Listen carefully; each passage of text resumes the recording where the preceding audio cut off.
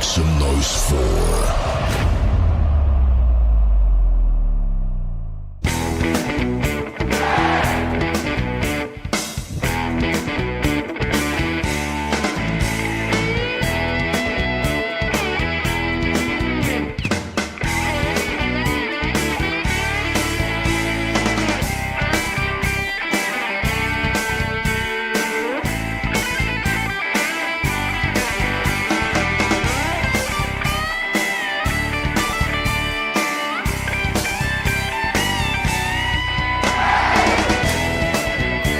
I told him when I come back, we're going swimming. So, tell everybody thank you for them. Скажи, дякую. Дякую. Не, английский. Thank you. Thank you, thank you, что? Very much. Еще раз. Thank you very much. Thank you very much. Thank you, guys. Future president of Ukraine right here. All right.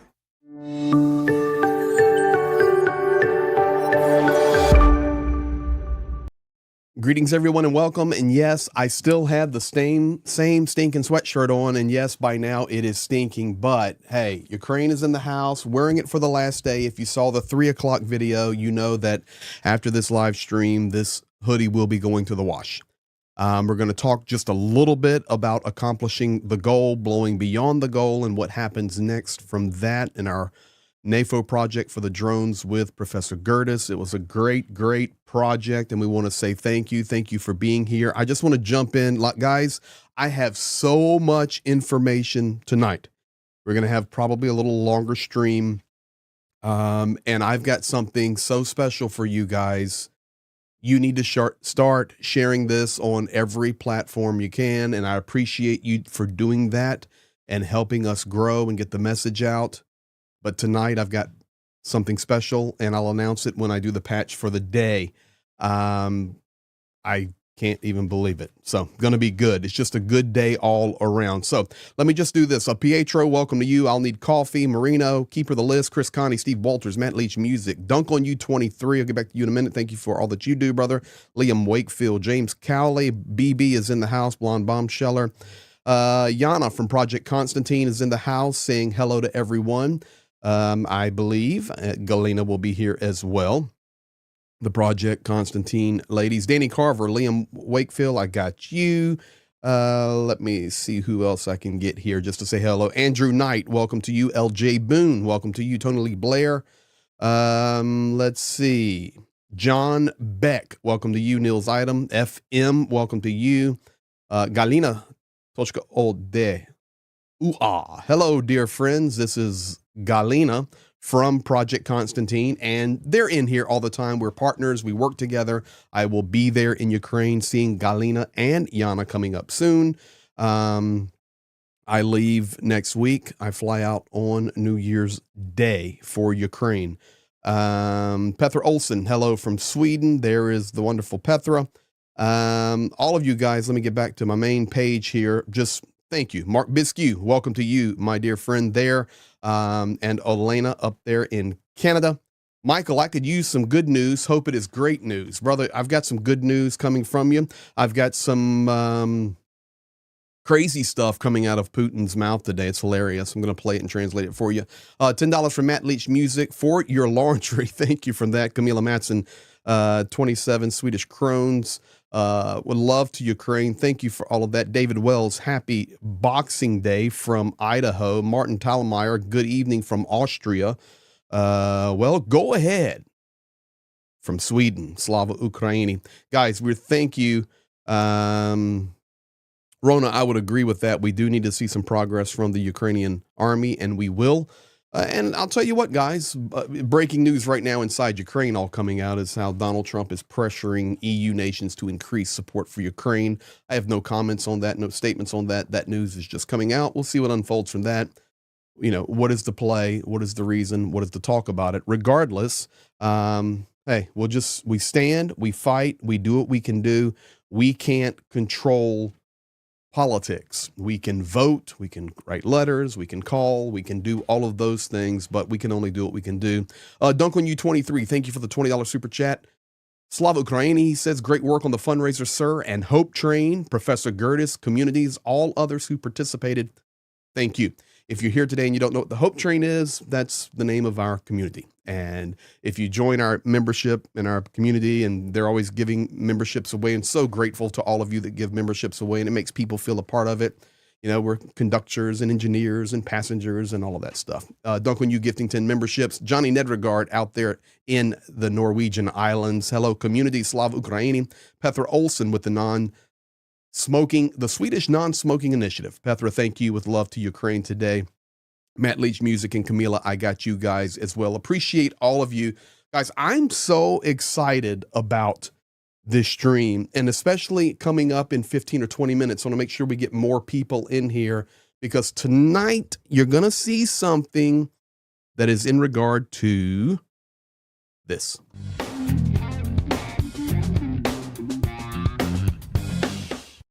Patch Cam is Project Konstantin. Patch Cam is Project Konstantin right there. Now, this Project Konstantin is a special Project Konstantin patch. This is Peter's patch. And this patch, and let me go back to my main cam here. This patch and this jacket stay over here, right beside me in the studio here. And hasta la vista here. But Peter's jacket, this is Pete's patch, and there is a reason I'm showing you guys this with the Project Konstantin patch. In fact, I'll just leave it right there for now.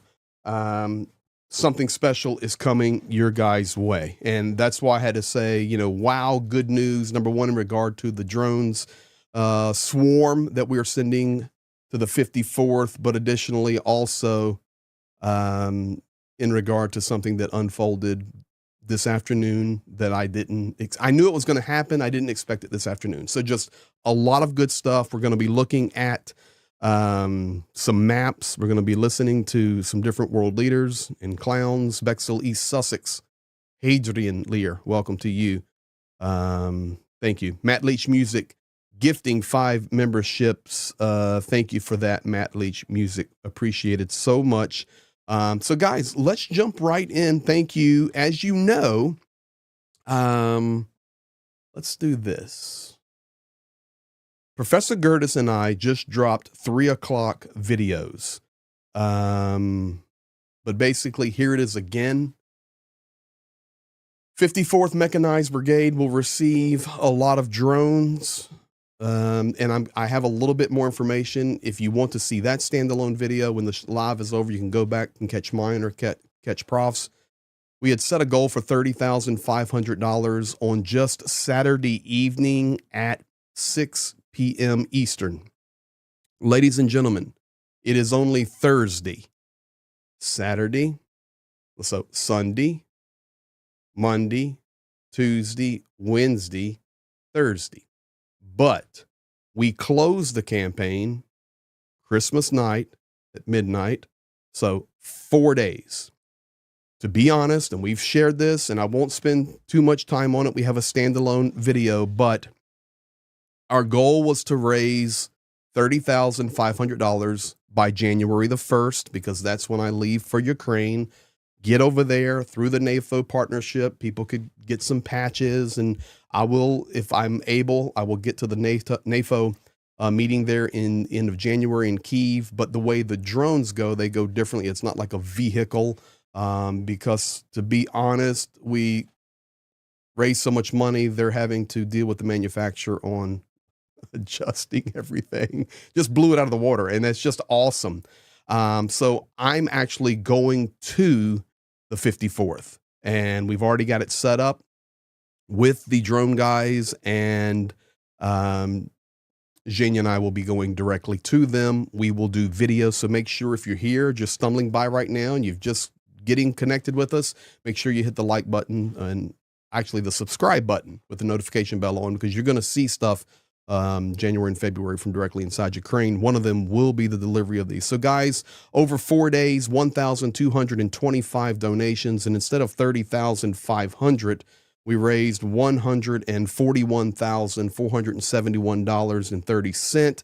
And basically that means we are putting a drone swarm there of these reconnaissance drones. And we're definitely north of 120 drones, guys. So that's what we're doing. And we're just so thankful to you. We talk about this on the video at the 3 o'clock Eastern Standard Time video, but aerial reconnaissance drones provide real-time surveillance and intelligence. I received more information on why these are so important.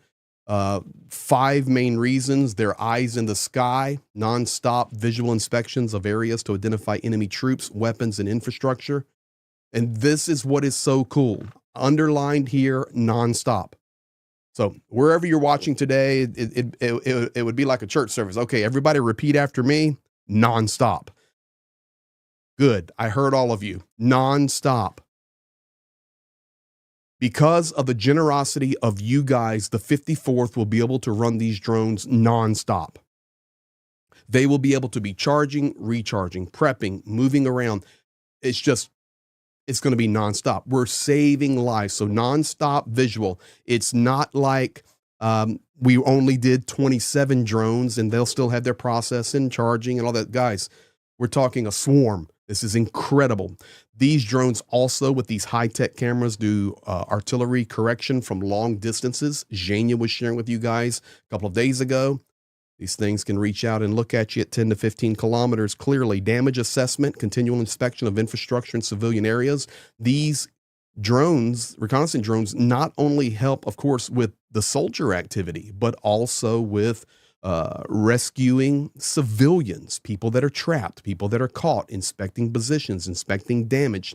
Number 4, strategic provocation.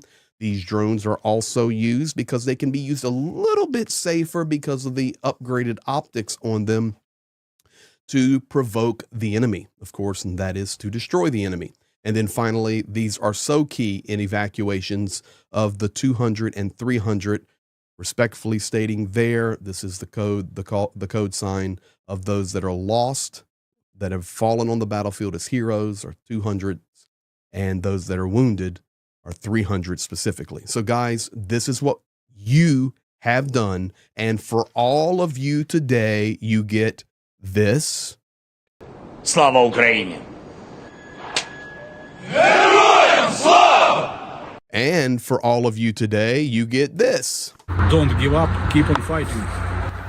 Don't give up, keep on fighting. That's the 54th right there. Be seeing those guys as well. So guys, this is where we're at, and we just want to say thank you so very much. Let me get to this right here. The Ukraine Mission gifting 10 memberships tonight. Thank you so much, Ukraine Mission. Johnny Nedregard, my Norwegian island dweller, gifting a membership tonight. Thank you for that as well. Now, guys, we're now going to get into so much stuff, going back to the reason of the patch of the day. You will see that upcoming in just a moment. The crowd is building in here, and I do not want anybody to miss what we're getting ready to share. So let's keep going here, guys. Right now, I want to talk about this and give you a little bit of insight. We're all aware of the Christmas Day attack on Ukraine, large missile strike. This, when analyzed and understood, makes quite a few different statements, and we need to pay attention to them. Let me explain. The map of Ukraine may look a little interesting to you there because you're saying, I've never seen a map of Ukraine with a no sign to Viktor Orban, nor arrows going through it in green and orange circles. Let me explain it to you right now. Bobo Uzla, can we hear the let's see here. Where is he at? Somewhere here. Can we hear the funky patch cam music again? Yes, we can. I'll play that for you before we bring in something special. And Greg from BB, the Ukraine mission is a soldier in Ukraine called sign Brit. Thank you, Brit, for your service. Thank you for the 10 memberships. And thank you for standing for Ukraine. Salute to you there. All right. Now, this map is adjusted a little bit for the Christmas attack, and I want to explain to you why. First of all, the attack was large and the attack did damage electrical infrastructure, period. In fact, there were some videos coming out today with some energy infrastructure guys stating that Ukraine will struggle with energy infrastructure for 2 to 3 years. And I'm not playing that, not translating that, because Ukrainians were not too hip on hearing that and receiving it the way it was. It was very negative, but the reality is the guy's accurate.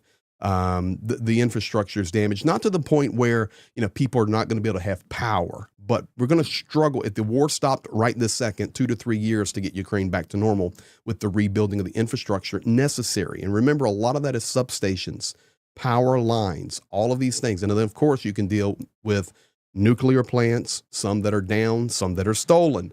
And then, of course, you also have other types of plants that are destroyed, dams destroyed. It's a significant problem. But this attack on Christmas, I'll start with the green and orange circles and the blue arrows. Yes, it did do damage, and significant damage to the east of the river Dnipro. So I just threw the blue arrows over there, pushing you over toward eastern Ukraine. And there are 5 particular zones we're looking at that will struggle with power more now. Those regions are in the green circles, Sumy, Poltava, and then in the big circle there, it includes the 3 metro regions of Dnipro, Kryvyi Rih, and Zaporizhia. These major cities here will continue to struggle with power shutdowns, blackouts, rolling blackouts, and these regions are affected significantly from the Christmas Day missile attack. If you look at the map down there, maybe people wonder, okay, Greg, I look at the map there in the big circle, I see Dnipro, and I see Zaporizhia, and I see Kryvyi Rih. So I'm looking at a map, but I've never been there. How long does it take to get between those 3 cities? Depends on how hard you're running, but we can be from the center of Zaporizhia into the center of Dnipro, hour and 45, hour and a half flying, 2 hours normal. So somewhere in that range. And then the same thing from Dnipro over to Kryvyi Rih.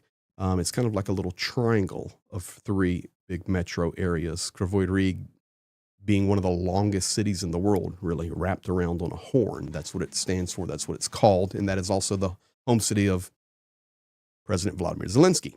Now, in the orange circles, we have the metro areas of Kharkiv, and we have there, you see Kramatorsk, but there it also includes Slavyansk. It includes Druzhkivka, Konstantinivka, pushing down into the war-torn, struggling areas right now of Mirnograd, Pokrovsk. Those in the orange circles are affected with energy even greater. The worst being Kharkiv. Kharkiv is going to struggle right now getting power stabilized after the Christmas Day attack. Now, in this, I also have there Viktor Orban with a circle through his face. Guys, Viktor Orban is the prime minister of Hungary, and he was the one running his chops last week, running his mouth last week, talking about, okay, we're going to offer a Christmas truce here. And on a Christmas truce, we can show intentions that we could work towards some type of peace. And I can be the mediator, the go-between, the one standing in the middle between Vladimir Putin and Vladimir Zelensky. And I can stand between Russia and I can stand between Ukraine. I've got relations with Putin. I know Zelensky. I've got good relations with the West. Let's Christmas truce. How'd that work out for you, Orban? Vladimir Putin, your buddy, listened to you really well on the Christmas truce and rained down missiles on Ukraine. So basically, guys, as we've already talked about, you can take Viktor Orban and just sweep him off the stage. He will be irrelevant going forward. Yeah, Tucker Carlson's best friend. Great point there, Cheryl Waitley. In fact, I have a picture of those 2 guys together. So this, as bad as it was for Ukraine's electrical infrastructure, and it was, this takes really Viktor Orban and sweeps him off the platform. Remember, guys, he was talking about the Christmas truce. And Zelensky came out and said, we haven't talked about a truce. Podolyak said the same. We haven't, Yermak said the same. What are you talking about? You're just talking for us. We have to be at the table. And of course, we see now the real intention of Russia. So that's where we're at. And that takes Orban a little bit off the stage, which in my opinion, is great for Ukraine. Get that man off the stage. That is good news. Now, that's Mr. Irrelevant. That's exactly right, Bobo. That was the name of the slide I used on him, was Mr. Irrelevant. All right, guys, we're gonna pause now and say thank you for being here. Somebody asked for the patch for the sound again, or the patch cam music, and there is a reason for it. I will do it one more time because I'm coming to. Let's do these two things first. People are still building. I want you to see. Make sure you message your friends right now. Share this on social media. I have a treat for you guys today on December the 26th. Let's talk about the Southern Front. This is Kherson, Berislav, and Nikopol. These are the cities that have not. Kherson, of course, talked about every day. You know, it's referred to as the human safari. We know that Russia is trying to put pressure basically on the left and the right sides of Kherson. At Antonivka, I can go down here and let me do this for you guys. This may help you a little bit better. But if I zoom into Kherson here, yes, it's these islands and this swampy area that is under constant assault, and Russia is trying to get it. It will not be easy. They will not just walk in and take Kherson, but they're trying just to put forward-leaning pressure into here and also forward-leaning pressure into Antonivka. They tried to establish a bridgehead here on this side at Antonivka, which they can, and this is Metro Kherson here, guys. But I can tell you, Kherson is just, it's bad. It's destroyed, and it's just nonstop artillery, nonstop drones, and very, very, very sad place. We'll be down that way here soon, and do our best to share the truth of Kherson with you. Heather Wiley, is that where some of the troops we are supporting? Here we go. Yeah, there it is. You know what? I can answer that easily. To be quite honest, I can answer that easily without any OPSEC whatsoever, and I will answer that. That's a good question. It's a good question, and I'll answer it. Let's go back now here.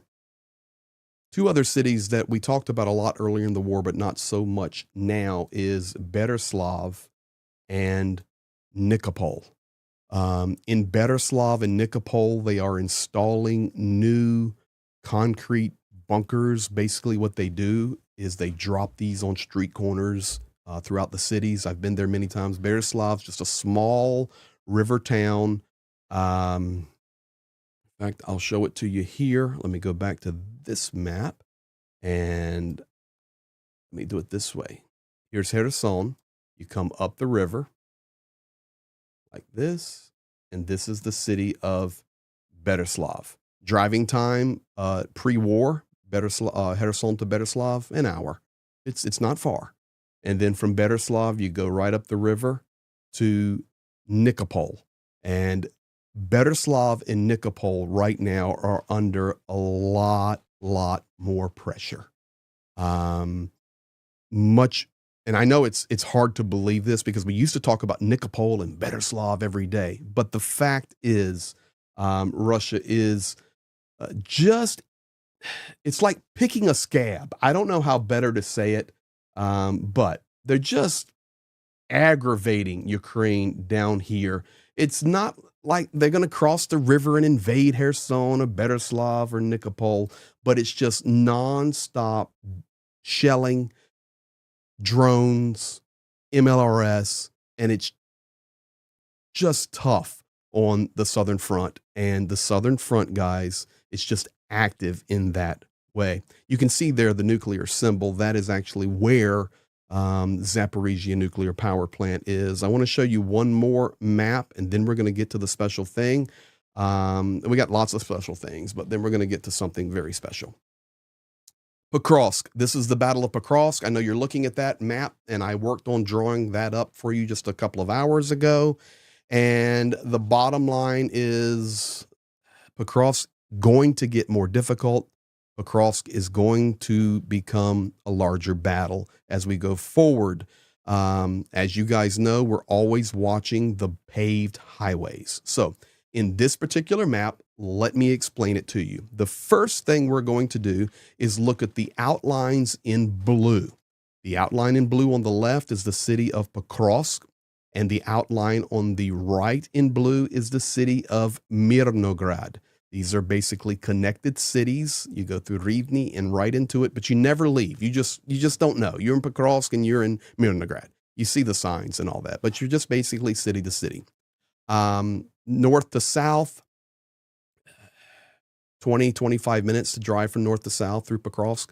I mean, they're good sized towns. They're longer towns this way. Now, on the south side, below the mine symbols, this is actually the Russian push on southern Pokrovsk and southern Mirnograd. They have taken Shevchenko. They have, if you look at the black lines, that is the paved highways, the top black line from the left coming in is coming in from Pavlograd and Dnipro, comes into Pokrovsk, goes through Pokrovsk to Mirnograd and on to Konstantinivka, on to Chasiv Yar, on to the back northern side of Toretsk, up to Kramatorsk, and then you can go on to Izum and on to Kharkiv. That's how all of that is connected. That paved highway is the key logistical highway, one of the key logistical highways for Ukraine, and it's extremely valuable. Below that, you have another paved highway that really runs into village areas and then runs into dirt roads. That's the middle one where the two red arrows are pointing. And then the third one coming out is the key connecting highway between Pokrovsk down to Constantinople, Andriivka, and then you turn left and you're on the paved highway going into Karakova. How long does it take to drive from Pokrovsk down to Constantinople, Andriivka, and then on into Karakova? 45 minutes. Just moving along normally, 45 minutes. It's not far. Russia now controls, not only by fire, but physically controls that road. And their tactics here over the last couple of days, as they have been slinging mines ahead of where they want to go. So they are building mined positions to protect against Ukraine coming with their armored vehicles, with their counteroffensives. We've already had a couple of small counteroffensives over on the left side. But Russia, the last couple of days, has been slinging these mines out more and more and more on the southern side of Mirnograd and Pokrovsk. That indicates that they are expecting Ukraine to come, but it also indicates that they're prepping for further push. But what they really want to do, this is no OPSEC, this is Ukrainians talking about it, this is Russians talking about it. They actually want to go around, one to the left, one to the right, and then put the squeeze on Mirnograd and Pokrovsk. If you look on the left there, you see 2.5 kilometers. That is from a confirmed Russian position, multiple sources, multiple maps, multiple days, to the middle paved road is only 2.5 kilometers. From that paved road directly north on a navigable route is 3.5 kilometers. So the Russian position to the main road going to Pavlograd and Dnipro is only 6 kilometers. It's getting close. They are 2.4 kilometers from the southern side of Pokrovsk and about 2.6 kilometers from the southern side of Mirnograd. But really, they're trying to put outside pressures on, and it's I got to answer that, Northern Chimp. That's good. They're trying to put those side pressures on, grab the paved roads, and force Ukraine to go north. And there, the roads are tough. I do see this, and guys, you get ready. It's going to be awesome here. Constantinople, that's in Turkey, right? Yes. But it's also in Ukraine. And this is one of the things that you learn on YouTube. You learn on our programs. Let's do this. Let me do this and I'll show it to you. I love that question. So you can see, in fact, I'm going to do this right here and just show you guys a little bit better. We'll go with red here. I'm just going to make it red. That's fine. So here's Pokrovsk, and the key paved highway comes down through Shevchenko, Novotroitsk, and unfortunately, Russia controls the majority of Shevchenko and Novotroitsk. This is the road we've driven so many times. You come straight down to Yasnove, straight down to Andriivka, and straight to Konstantinopol. Yes, Constantinople, you turn left, and you go straight to Karakova. It's that close. Now, just so people can see, look at the name of, let me see where I can do it here. It'll show it right there. Constantinople, right there. Constantinople. Guys, yes, there is a Constantinople in Ukraine. Now, that's the updates on Pokrovsk. That's the updates on the southern front along the river. Now, guys, without further ado, and there's more coming up because we're going to get into Lavrov, and then we're going to get into Vladimir Putin. We're going to get into Robert Fico from Slovakia. Lukashenko being a complete clown. I've got it all. A little longer stream today. But ladies and gentlemen, here's your patch cam again.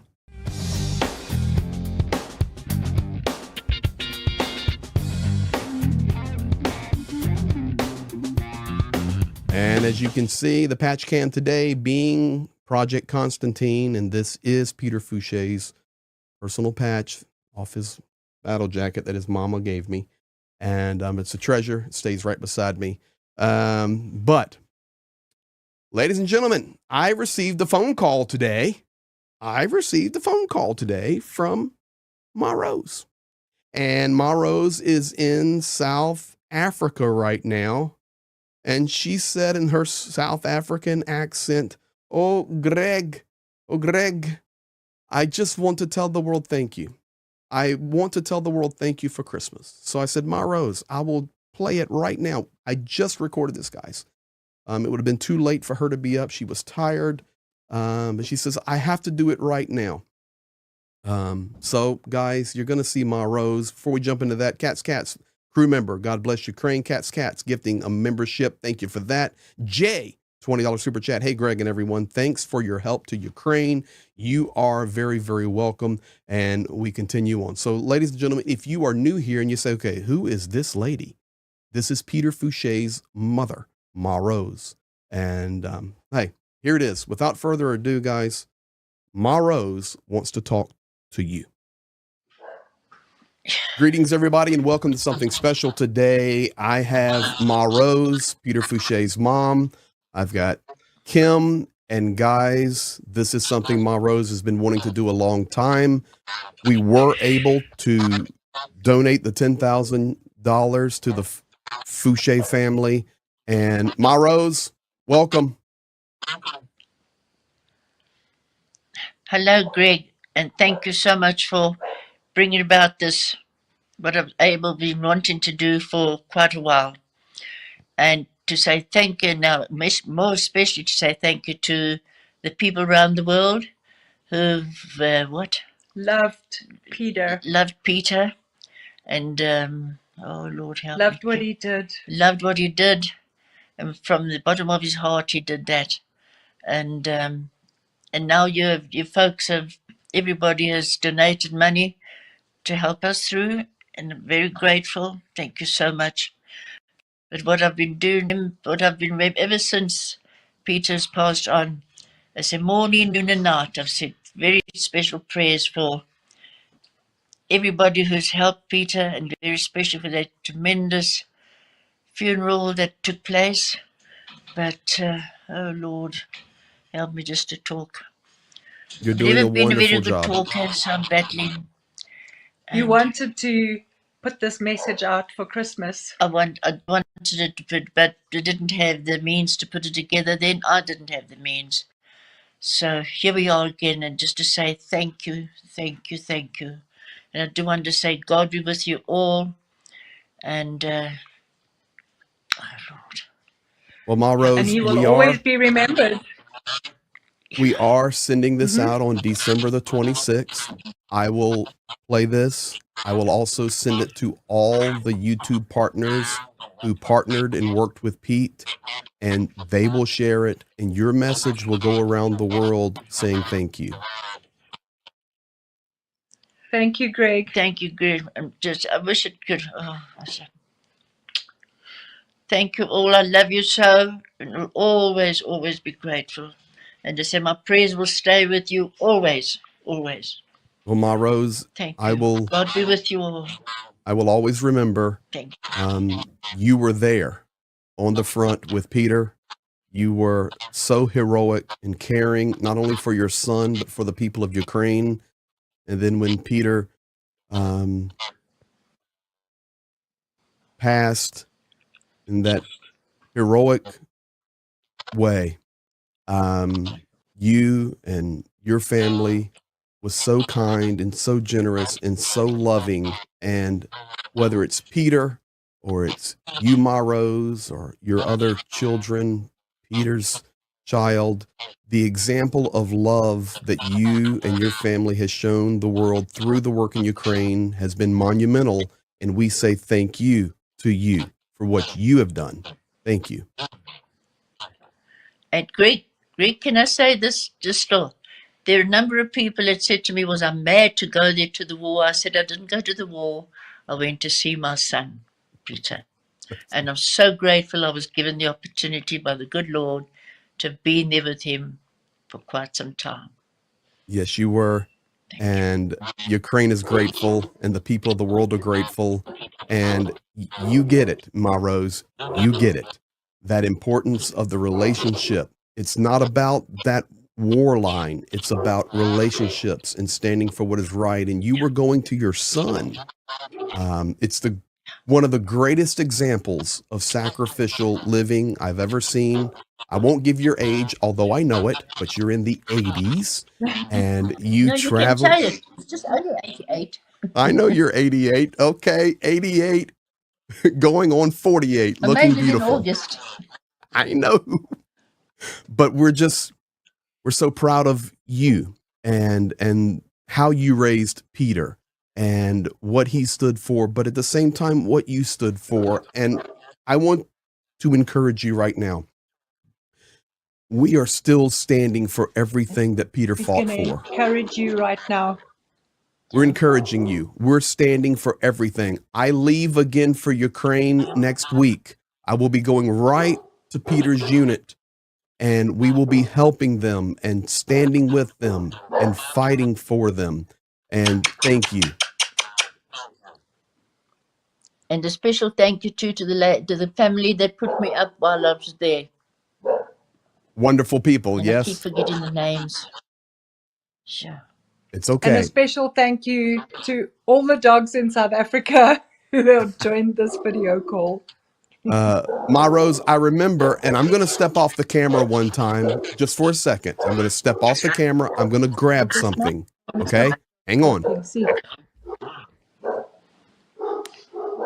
Kim has gone to stop the four-leggeds from barking. Enough. But the family that looked after me while I was there, you know, Peter's friend, I keep forgetting the names. You just got to forgive me, huh? But they looked after me so well. Yeah. That's typical Ukrainians. Ma Rose, I want to thank you again. You gave me Peter's jacket when I was there in the summer, and I want you to know it sits right beside me every day. This is Pete's jacket. Oh, beautiful. There's his Ukrainian patch. And there's his In God We Trust and his Real Project Konstantin patch. do you know, I know. when we were at the cathedral for the mass there, a few people came up to me to say, thank you for lending Peter to Ukraine. And they gave me a beautiful brooch. Now, I wish I'd have had that here now, but it's a warm jacket that is too hot to wear now. And I've worn it daily, daily, daily. But I'm in Johannesburg now, and it's terribly warm. But that was them to say thank you for lending me Peter to Ukraine. It was Yes. lovely. And Beautiful. you know, I'm telling you right now, the legacy of Peter Fouche will live forever. He did amazing things, and he inspires Oh, all of us to do what we do. And Ma, there's his call sign, his hasta la vista. But thank you. I want you to know I treasure this, and it sits right beside me every day. But this is just a sign of how generous the Fouche family is. And Ma Rose, I'm so thankful that you've had this opportunity that you've wanted for a long time to say thank you, because you're welcome. yeah. And do the people know how this all started with Peter? I was there with him previous to the call there, to the wind time. And he said to me, Mum, he's seen how the young ones are being wiped out. And he had a young daughter from his wife. Mm-hmm. And he says to me, Mum, I want to go and help. So I said, with my blessings, you've got it. And the family weren't happy. They said, so, but Peter went. And there he was, doing the best he could and looking after whoever he could look after. And he Yeah. did. It was, Ma, I can tell you, and you know this, but Peter literally gave the shirts off his back. We raised money for him to buy new pants, and he wouldn't even buy the new pants because he wanted to go help a family or give a uniform to another soldier. Peter was just a well of generosity, and never will be forgotten. Thank you. Thank you, Ma Rose. Well, we wish you well. And Whatever you want to say. thank you. Whatever you want to say, you say. No problem. My is- mother loves being called Ma Rose. Oh, let me say that it sounds so gentle, tremendous. I just love I tell everybody, said the world has called me Mama Rose, Mama Rose, and I love it. It's a beautiful And name. that because of Peter. Eh? And guys, if you are in the chat right now, whether on my channel or maybe on another channels, a YouTuber is sharing this on their platform that knew and helped Peter, just put those hearts in the chat for Ma Rose. We love you, and we're grateful for you. And I'm grateful that I was able to help. Well, to encourage Peter. As I say, his mind was in it, and I said, I'll give you my blessing, Peter. Yeah. Well, thank you, and we're so And the glad. good Lord took him. You know, I was like Peter. Peter was a guy that would say, if we're going to do a project, we're going to do it right, and we're going to finish it. And we did the same for Peter, you know, with the way Ukraine was so generous with his funeral. We did have to do a lot of paperwork. If you remember those days, Ma Rose, we were busy. I'm sure you had to. Just tremendous. Yeah. And you gave me power of attorney for the Fouche family in Ukraine, and I was able to take care of everything. We were able to deliver the ashes where you wanted, and then we were able to get those to Paul. Thank you. And then we raised more money and now able to deliver the $10,000 for the Fouche family. And I just know Peter today is going, yep, this is my guys. This is my family. They finished what they started. And we're just happy. I miss Pete every day, as I know you do and the family does and people around the world. My. But I will tell you this. We will finish what Peter started to the best of our ability. And we hope people will be, the young ones will take an example from it. To help as best that they can. It's, you know, the St. Paul says this, it's not how you start the race, it's how you finish it. And And I think that was such a beautiful saying. And then somebody else said to me, Rose, Peter spoke, everybody's speaking about what was going on, and said, but Peter did something about it. And I just loved how that quote, that friend said that too. Those, okay, you're getting me excited, my Rose. It's not how you start, it's how you finish. And it's one thing to talk about a problem, it's another thing to do something about it. And those came up, and I thought that was so beautifully said. Yeah. amen. Completely agree. Amen. Well, Ma, I know you're tired tonight. You're there in South Africa. It's hot summer. And from the world to you, thank you. Thank you for giving Peter. Thank you for blessing Peter. Thank you for being the example that you have been raising, not only Pete, but your other children. And we are better because we not only met Pete and worked with Pete and became friends, brothers, but we're also better because we know Ma Rose, and you have made a difference in all of our lives. And we say thank you. And thank you so much for taking care of my Peter. So much. Giving him such a send-off. Thank you. It was my honor. He And was my friend. Peter's resting with his father, with his dad, and with his brother John. So we can confirm. Very close. So we can confirm that the 3 locations that we spread Peter's ashes, all of that's completed now as well. Mhm. Yeah. Oh, Yeah. awesome. What a beautiful update. That's incredible when you think about it logistically. So that makes me It is happy. amazing. Yes. Beautiful. Well, thank you. Thank you, Kim, for helping arrange this. I was talking with You're Sally so earlier. welcome. Thank you. Thank you for loving Peter the way that you do. Too wonderful that it's come together so beautifully that you were able to have the machinery, which is not in my brush. I can't cope with it. And Ma Rose, Internet is amazing. You may or may not know this. I'm sure you do. But Peter had a dream to deliver an armored medical evacuation vehicle to the front to help rescue the wounded. He had a dream. And then he had a dream to do 2.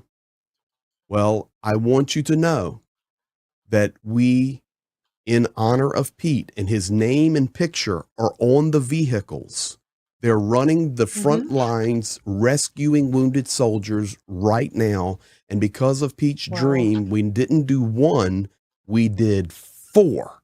And Peter's name, Peter's face is driving around the front line. Peter's scripture, fear not, for I am with you, out of Isaiah, all on the front line. Peter's everywhere on the front lines right now, rescuing wounded soldiers. Amazing. And that's been in my prayer all those three morning, noon, and night. That's also part of my prayer to say, rescue those soldiers that have been injured. And I say, get them there quickly to the hospital, and that they come back safely to fetch more. Oh my, oh my. Mission And my accomplished. prayers will carry on and on and on. Yes, they will.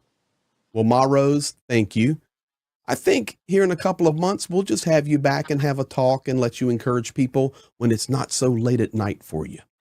You'll be wide awake. Yeah. Yeah. Yes, you're normally an early bird. Yeah. Then God I'll be an with you early all. bird with you. God be with you. Thank We you love so you, Ma much. Rose. Thank you. And you have Thank a you. wonderful evening there in South Africa. Thank you so much. God be with you. And you. Ladies and gentlemen, there you have it. Just a couple of hours ago, I was chatting with Ma Rose. While that's happening, I'm watching the chat now. We're back live. It's 4:50 Eastern Standard Time. I've got Zhenya sending me stuff. I asked Yana to send me something. I'm producing on the fly here. So many messages happening. You guys, just amazing. I want to share a few things, and then we'll just keep going here. This is awesome, guys. This was not planned, I promise you. Prepper Nation H, if you choose to remain silent in the face of injustice, you chosen the side of the oppressor. And Peter said that. And then that comes from, I think Desmond Tutu. But once again, Pete, this is the statement he was saying. Yana, you can correct me. There is, let's do this. Galina. Right here, I was to marry Galina here and Peter. They had asked me to marry them. Greg, thank you for this support to Mama. Budlaska. Do peremoga. Yeah. Canty Luden, great supporter of Ukraine. No parent should have to bury a child. Said it happens all too much recently. Putin is to blame, no one else. Completely agree. Then Canty later said, Greg, can I get in your suitcase and go to Ukraine with you? Guys, if you don't know Canty, he puts out YouTube as well. He's a great supporter of Ukraine. He's been there. But he is one big dude. Canty, and I'm not sure you'll fit in my suitcase, buddy. But if I can get you in there, I will. And Zhenya, our partner in the chat, love this community. Zhenya also said, okay, maybe you're here, you're new, you have no idea what's going on. Who is this? Pete, who is all this stuff? And I had people messaging me, Greg, please play the appeal that Pete made that went viral. Please play that. So I messaged Jana during that video. I have it. I'm going to play it. But here's Zhenya, my partner, whom we work together on the front there in Ukraine, saying, love this community. Let me put this up. I'm just producing on the fly here. Here is Zhenya and Peter. So this is Peter. If you're new and you do not know who we're talking about, or you're just catching up, that was Pete and Zhenya there with him. I know exactly the kitchen that's at. Yeah. And giving him stuff that day. Remember it very, very well. Now, with that said, I think it was Heather Wiley saying, Greg, can you please show the video? Heather, if it wasn't you, forgive me, but somebody, it was reading in the chat. Can you please show that video of Pete? And I will tonight show that right now. I've got it ready to go. And Zhenya, letting you guys know this, good things that Pete started to change between military units still going on. He was like a chain connecting different brigades and battalions. That is one of the things that most people do not realize or know. Pete was unbelievable in connecting units, and that was his personality and his giftings, and he got it done.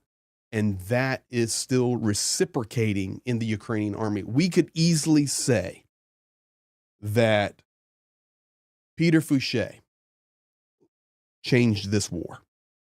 And that's not an exaggeration, guys. It's not an exaggeration.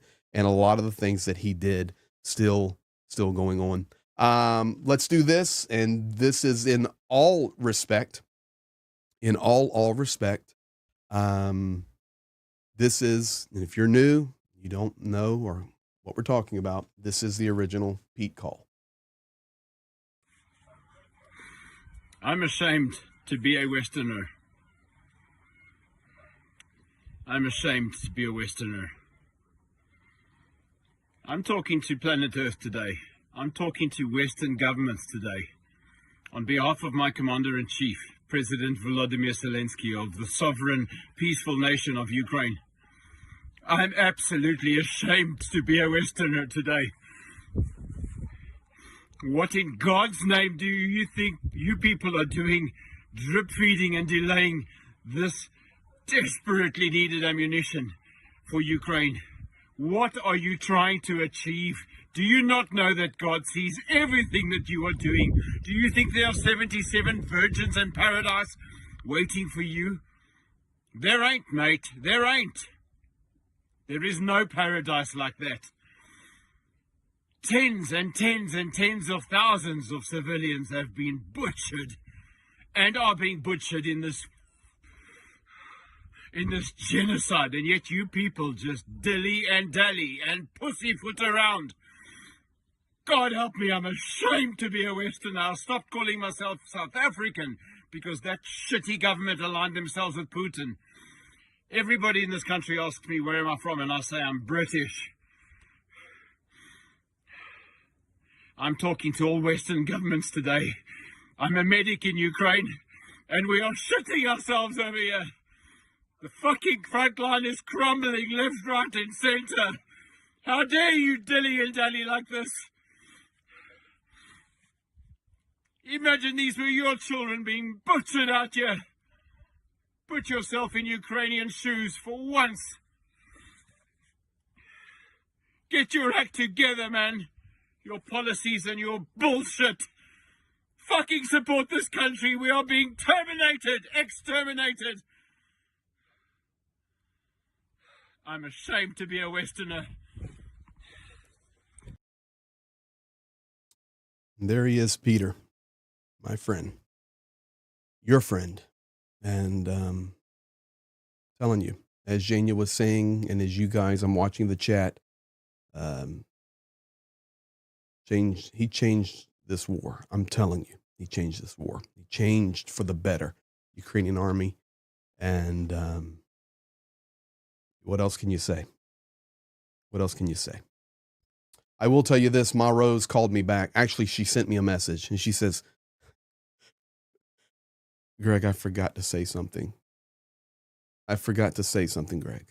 I said, Ma Rose, you do whatever you want. She goes, okay, I'm going to send a video. Here it is. Here it is. Must I speak now? Hello, Greg. Please, definitely have to mention Big Ben, who took me all wherever I needed to go with Peter's blessing. And thank you so much, Gwen. Big Ben. It's the only time I can remember your name is when I remember and say Big Ben. So bless you, Ben. And as I said to Craig, morning, midday, evening, I say prayers for you precious people who've taken so much good care of our Peter and my family now. Love you all and God be with you. And good night for now. Okay, Kim? There you have it, folks. You now have heard from Ma Rose, and if you're new and by chance you didn't know who Peter was, that was Peter and his mother and a friend of us all, and we still miss him. But Galena saying this about that video. A year ago, Peter said to me, I want to do a video and maybe I could die because of it. Yep. So we say thank you. We it's tough, man, to post this, to be honest. He was my man, my brother. And, but this was needed and this was due, out of Pete's vision for armored vehicles running the front lines right now, saving lives. Off of Peter's vision, brigades and battalions and platoons started working together in new ways as Peter would teach them and bring Ukrainian units together. We were able to give Peter a heroic send-off, Ukrainian state level. We're so grateful to Zhenya and to the Ukrainian military and the responsible one, Anna, who helped us so much, to all of you guys that raised so much money during that funeral time where we were able to, and it was expensive, man, expensive. It cost us. We were able to invest. We were able to bless. 800 euros just for one document for me to carry his ashes out of Ukraine into Poland and give them to his brother Paul. But now you've heard that his ashes have been spread where Ma Rose wanted, which was near where Peter was killed, out east, and gave his life as a hero. We spread those near Sviatogorsk, and beautiful day. And with Galina, his fiance, we spread them in the Dnipro River. There in Kyiv, in front of the statue in the church. And then Pete's ashes were laid with his dad in South Africa. So for all of that, guys, we say thank you. Thank you for everything. All right. Whew. Awesome. Awesome. So what would Pete want us to do? Keep going and keep telling the truth and keep fighting. And we will. And we will continue. Do Paramogo, translated meaning until victory.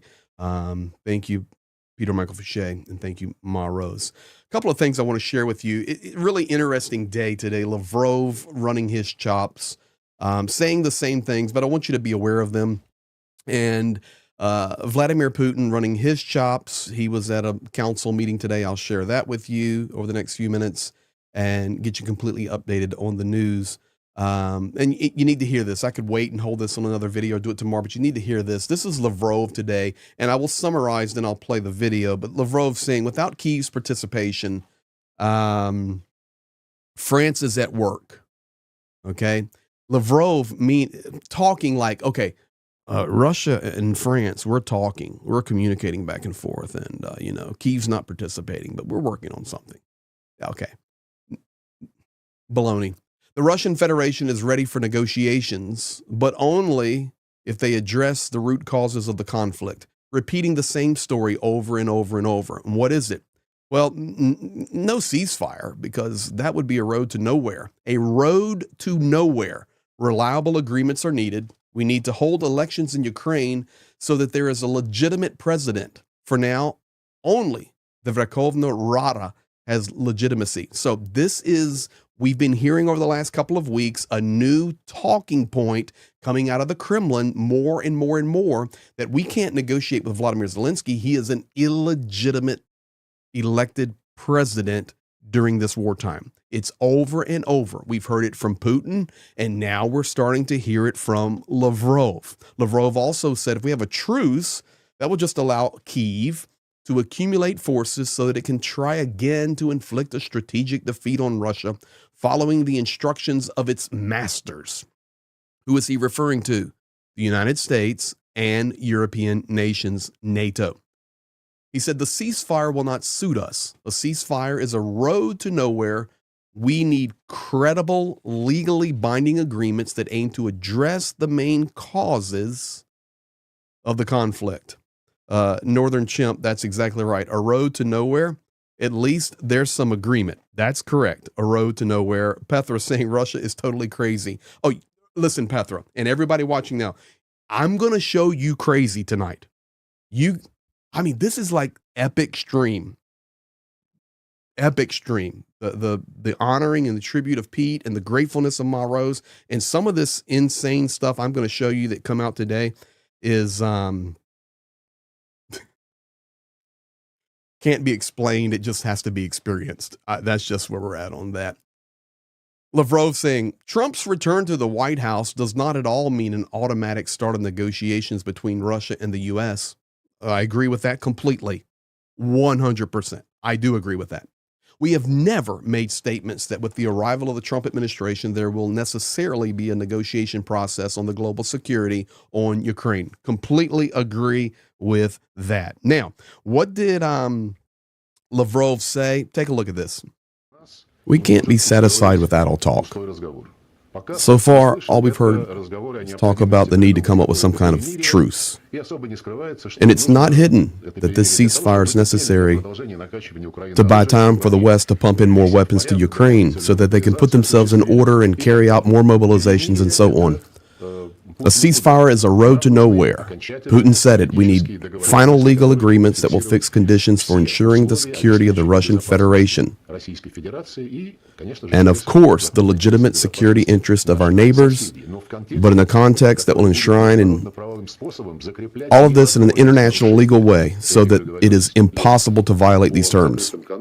What's interesting, on several occasions, our French colleagues appealed to us through closed channels. Let us help. Let us establish dialogue on Ukraine. They also say, by the way, without Ukraine, just a dialogue on the Ukrainian issue, as if in a violation of no words about Ukraine without Ukraine represented. What is this? Well, we do not refuse contacts. We are ready to listen, but in parallel, France at the same time is the initiator of wanting to sending the so-called peacekeeping troops into Ukraine. So let me explain to you what he's saying. First of all, we're on a road to nowhere. Everybody wants to talk about how good the allies are between France, Macron and France and Ukraine and the support. And, we got mirages and weapons and I'm explaining this to you, what he was saying. He goes, but France we're kind of talking on the back alleys there about having some talks about this. And, that's not within the plan where Ukraine would be represented in any talks. And, oh, by the way, the same one that wants to talk to us behind the scenes and try to work towards something is the same nation that has already said we would not be opposed to sending peacekeeping troops into Ukraine. What is he saying? It's the one phrase. It is a road to nowhere. So we've seen the road to nowhere with the Christmas attack and Viktor Orban and his idea in his lunacy about some Christmas truce. That's wiped off the table. And now Lavrov is minimizing the French narrative, wiping it off the table. Guys, he's talking double talk, stating, oh, well, France wants to do this, France wants to do this, but that's in complete disagreement with everything else you're saying. This is a road to nowhere. So that's what we're talking about right there. It's very, very important. Yeah, everybody's liking this phrase, Cougar Town. It's road to nowhere. Yes. I see Nick here in the In Time Independent News. Welcome to you, my friend. If you just jumped in, Nick, maybe later, make sure you go back and see the stuff about Pete. It was so powerful. And Ma Rose was in here today. I had pre-recorded with her just a little while ago. So really, really important. Now, what is the next one, guys? It's unbelievable. It's unbelievable. First of all, there's a couple of reasons I'm showing you this headline, and then we're going to talk about what happened. So Putin takes part in the meeting today of the Supreme Eurasian Economic Council. Okay, that's what happens. Appa Talks, thank you for gifting that membership, my friend. I appreciate you. You've been supporting Ukraine. I've seen your name like in Rick's channel so many times, even early on. Thank you for all your support. Appreciate you so much. But what I want you to see here is I could have taken this headline from anywhere, and I don't show a lot of headlines. I try to take the news out of Ukraine, translate it. I build my own slides on these lives, and then I share it with you. I'm not going through tabs or Twitters, and there's nothing wrong with that. It's just not what I do. I want to get it as close and as accurate as I can, confirm multiple times. So, but this one's interesting. Putin takes part in that meeting. Look where I took the headline from. Sputnik, Africa. Sputnik, Africa. This is the Russian news channel down in Africa. It's called Sputnik. Of course, that means satellite, in the Russian language. Sputnik and Africa. Putin takes part. So after this, okay, this is where it gets really good. You're going to now hear some Putinisms. I have voiced over some I have left in Russian, and I will translate for you because, guys, I just want you to hear it. It's unbelievable. So here we go. This is the news. What is it called? The when you come and speak to the press after the meeting. So this is the press meeting after the meeting. And of course, Vladimir Putin is asked a question by none other than Zarubin, his personal reporter, okay, on Russia TV. Here we go. All right, so let me make sure I have these in the right order here. Here. Good evening, Pavel Zarubin from Russia TV. We're hearing more statements from abroad from analysts and officials suggesting the Ukraine conflict might end next year. Everyone's speculating how. In Trump's team, they're discussing it. As we say, if only it were that simple. We're also hoping for a resolution. Trump's team even suggests the conflict could be frozen under certain conditions. The Trump administration cites the special envoy on the Ukrainian crisis. Regarding this, I'm not sure what the incoming president's team is saying now, but I know what he told me before, and it's no secret. Back in 2021, then President Biden suggested postponing Ukraine's NATO admission by 10, 15 years saying they weren't ready. I replied, they're not ready now, but you'll prepare and admit them anyway. Historically speaking, 10, 15 years is just a moment for us. We'll see what directives the president-elect gives his administration. Yes, let's wait and see. So here's what you have. There's two topics going on here. It's a solid translation there. Zarubin, of course, asked the setup question, and then you see Putin giving the gloating smile. And basically it was two statements. Number one, we don't know what's going to happen when Trump's team comes in. So let's just wait and see. It's the same message we've been saying the whole time. And guys, Trump and Putin are not talking, no matter what Donald Trump says. That was a lie. That was not the truth. I shared that the other night, showed the video. I showed the video where Donald Trump said that bullets fly for all these miles and it's just a flat land inside Ukraine and soldiers are dying by the millions, and we've got to stop it. And I debunked that and I said, guys, Ukraine is not flat. It's full of forest. It's full of ravines. It's full of hills. Even in the flatlands that are going down on the southern front, it all goes downhill. There's nothing in the battle zones of Ukraine that are like Kansas and Iowa, these long flat lands, or the Australian outback. It's just complete lies. Okay, so this is directed. Putin saying, well, we'll just see. We don't know what they're thinking. We'll wait and see. But then he starts to talk about Biden. He says in 2021, Biden said, let's work toward this Ukrainian coming into NATO in 10 or 15 years. Guys, it was February 22 when the full-scale invasion started. Think logically for a moment. This is easy to see. The bottom line is this, and you can put this in the bank. Vladimir Putin does not want nor will accept a NATO nation Ukraine. So wherever we're going from this moment forward in the war, moving into 2025, you can take it off the table. Because he actually stated in that statement that even if we waited 10 or 15 years, Russia would still have the same problem. Ukraine would be a NATO nation. It's interesting. Now, and I'm not going to talk about it tonight because I don't feel I have enough education about it, but I know you guys are watching the undersea connecting cables of information and internet and electrical and other systems that are being severed and cut in the Baltic Sea between Finland and between Estonia there, between Helsinki and Tallinn. I've been in both the places so many times. We're hearing now in the news, oh, well, Russia's going to invade Eastern Estonia, because that city is Russian anyway. The city that's being referred to right there, and I can just show you, it's very simple. And I've been there many times. It's this city right here. You've got the cables being cut here, and then this city right here on the Russian-Estonian border, that's the border. It's called Narva. Narva is a very Russified city. Now, Estonia trying to make so many changes against that right now, but Narva, very Russified.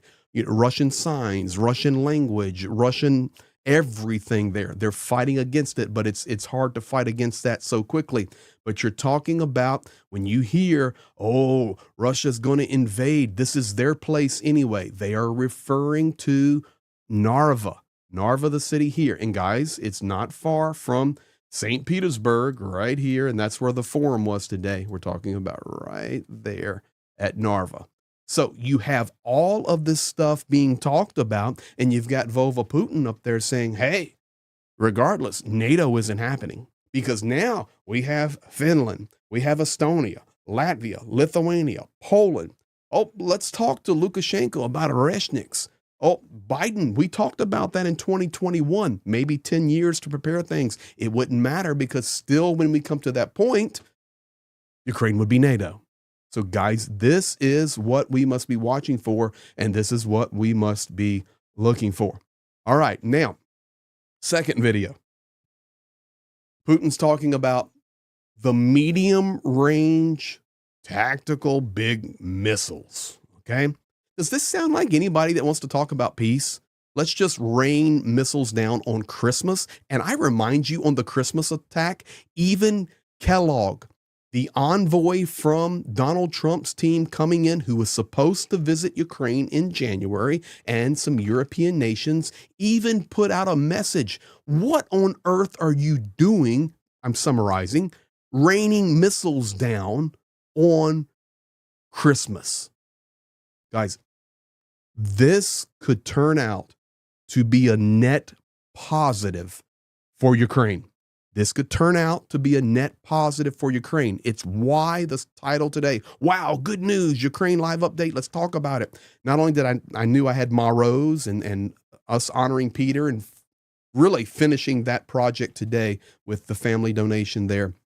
But then a lot of this news, it may look bad, but you have to look beyond the event itself. That missile attack on Christmas Day, yes, damaged some serious infrastructure, especially out east, but the world paid attention. You've got people like Kellogg going, what on earth are you doing?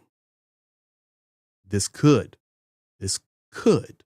turn out to be a net positive. So let's look at this one right here. Boom. More powerful medium-range weapons are needed. We use them, but we're not rushing. It's no secret. We don't hide it.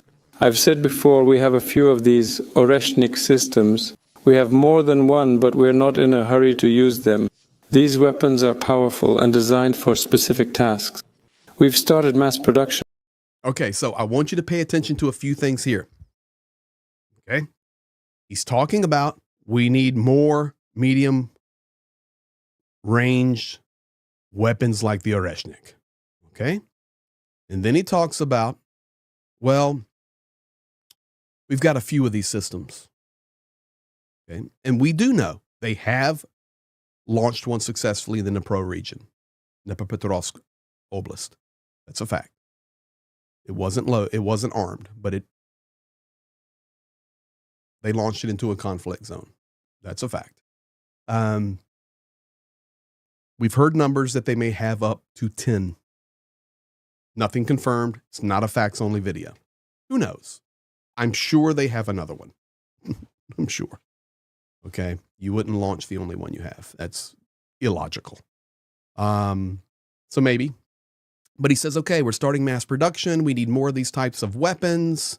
Does this sound anything like let's work together? No, of course not. In fact, he was asked, could you then launch it? When could it happen? When could we do a launch? Исключаем возможности применения сегодня, завтра, если будет такая необходимость.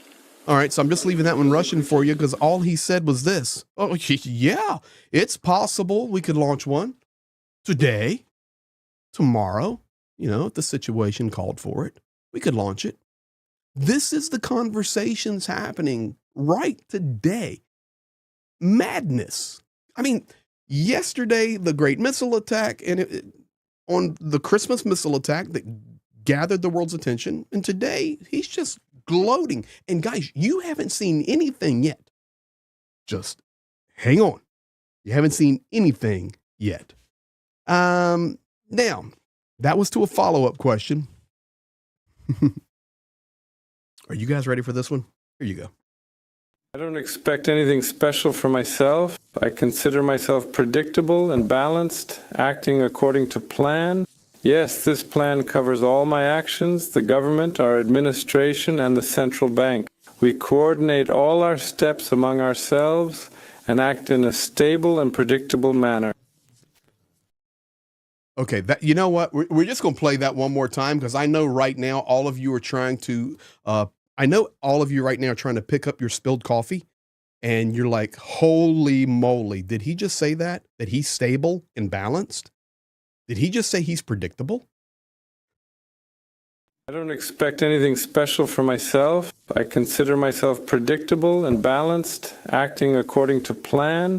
Yes, this plan covers all my actions, the government, our administration, and the central bank.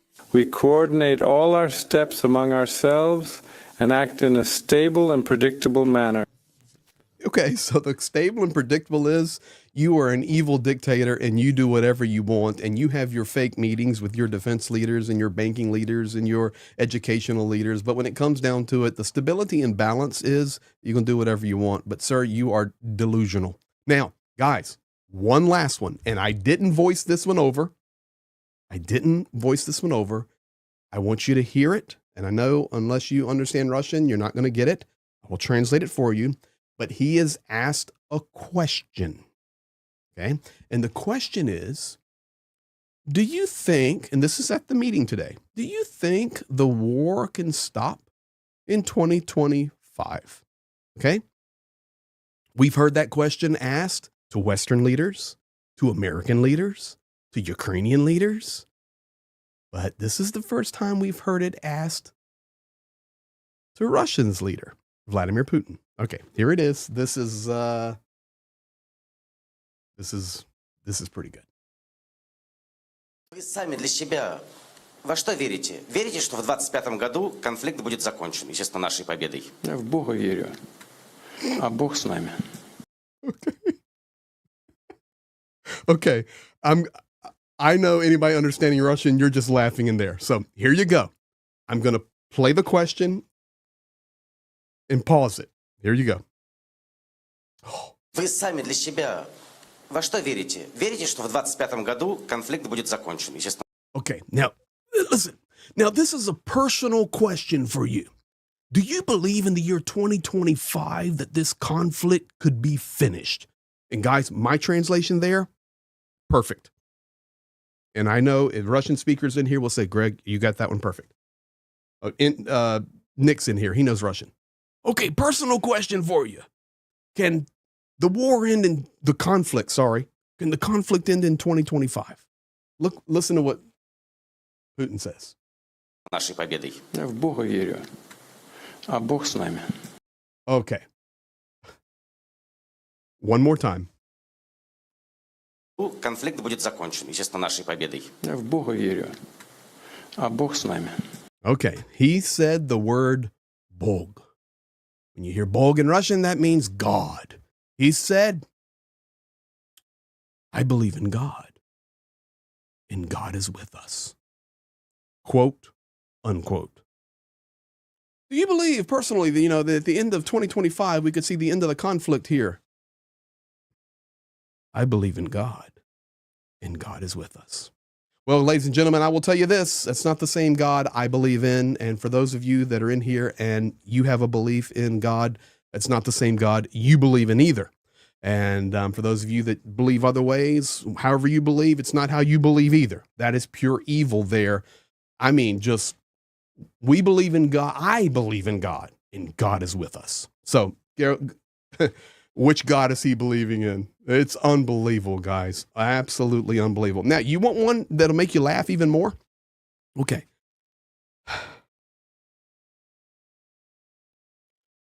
Here's the clown.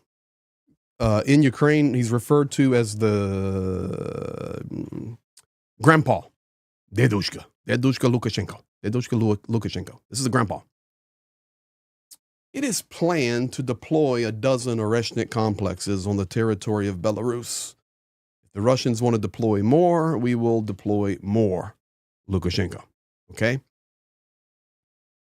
This is after we heard Vladimir Putin say, very important, we need more of these systems. We're putting them in mass production. Yes, we have some, and we could use one today or tomorrow whenever the situation would arise. Now you have Lukashenko saying, oh, we're putting a dozen of these things in Belarus.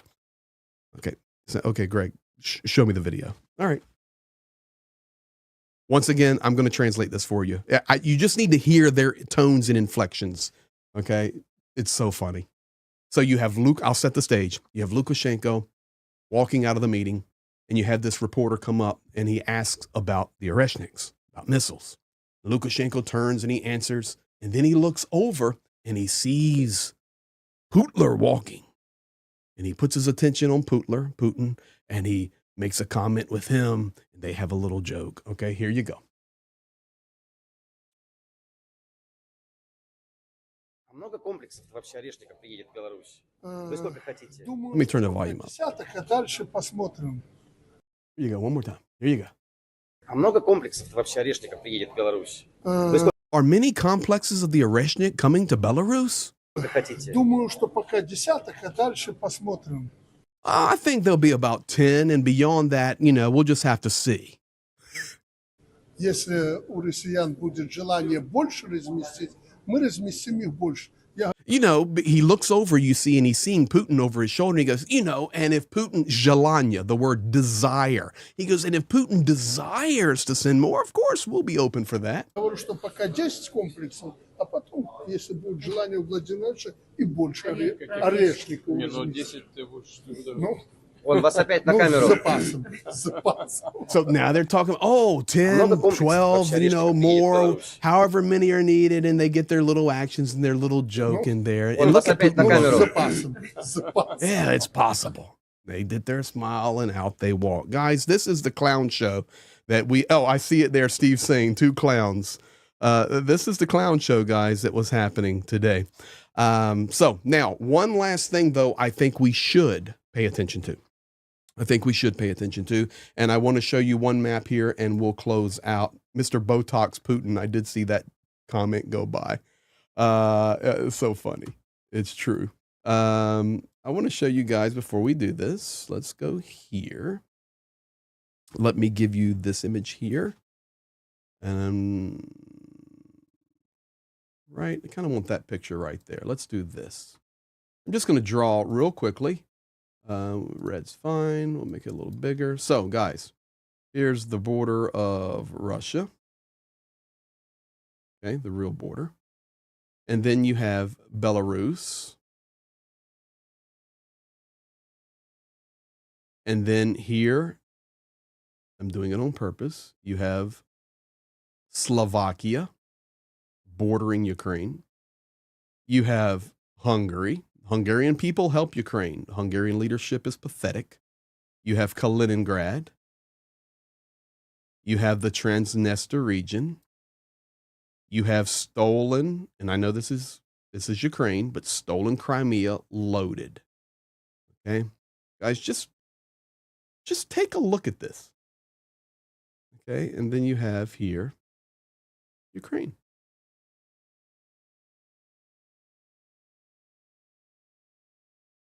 And yes, Crimea is Ukraine, don't worry. Okay? I want you to pay attention to this nation right here. Right here. That is Slovakia. Okay? And I want to show you this last piece of news today. We've went from Viktor Orban being the mediator. He's off the table now. Now, we've heard Lavrov's statements about France. They're jokes, talking out of both sides of their mouth. That's what he's saying. Putin today makes a statement about Slovakia. Slovakia is so dependent upon Russia, the relationship. Fico there, I'm sorry if I mispronounce his name wrong, the prime minister there of Slovakia. I think it's Fico. Good relationship with Vladimir Putin. And so Putin says, I think this can be the mediator.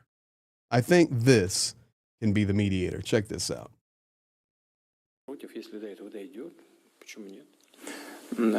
Потому что Словакия занимает такую нейтральную позицию. Okay, here you go. Here he goes again. Против, если до этого дойдет, почему нет? He's asked before this, would it be okay if maybe you work with Fico and you work with Slovakia and maybe you can be a negotiator between Russia and Ukraine in the West? And he says, Против, если до этого дойдет, почему нет?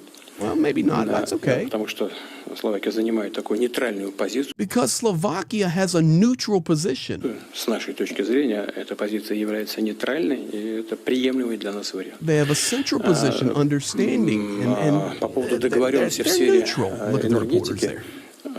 So now, guys, we began the stream talking about the madness of Orban and that attack, and now Vova is going to be talking about Slovakia, maybe Fico.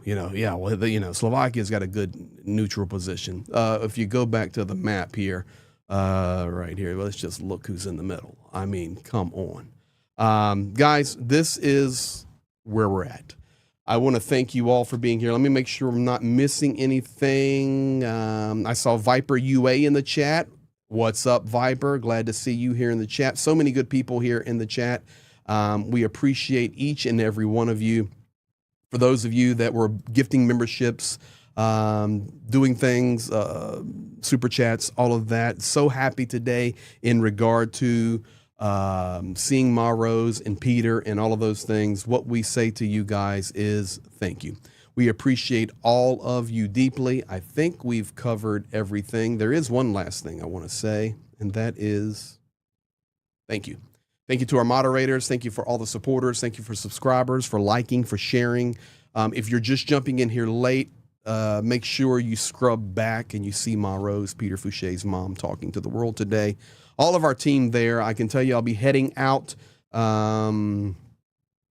What's today? Thursday? Thursday. 1 week from today, I will be in Ukraine. Liam Wakefield coming in with the crew member for 3 months. Thank you for everything you do, Greg. You're very welcome. So a week from now, I'll be there.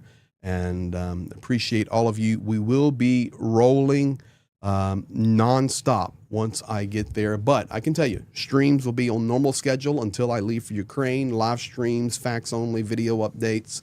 And just thank you for all that you do. And just a reminder again, we blew through that fundraiser on the 54th for $141,471.30 raised in 4 days, 1,225 donations, and a swarm of drones will be heading towards the 54th. Jane and I will be meeting with those guys in just a couple of weeks. Thank you for that. Robert Lockhart, thank you for what you do with the €10. And holy moly, Sally Fouche in the chat. All right, guys, got to give a love to Sally Fouche. I just saw it. That is Pete's sister. Sally, I hope you were able to see Ma Rose. If not, please go back earlier. Maybe you were. Chat's been rolling, so thank you, guys. That's Sally Fouche. That's Pete's sister. We appreciate you, Sally. Love to you all. Yes, Sally saw it. You mispronounced his name perfectly. That's the Nick I know and love. Anyway, Ukraine mission. Come to Sumy, Greg. Ukraine mission. I'm in Sumy all the time. So send me a message in Ukraine. We'll get together and have a cup of coffee. Thank you, Ukraine mission. All right, you guys be blessed. We appreciate all of you. Have a good night. Thank you. We'll see you tomorrow with updates. Facts only, lives, however it unfolds. Be blessed. Have a good evening. Merry Christmas again. Happy New Year. And thank you for all that you do. Слава Україні!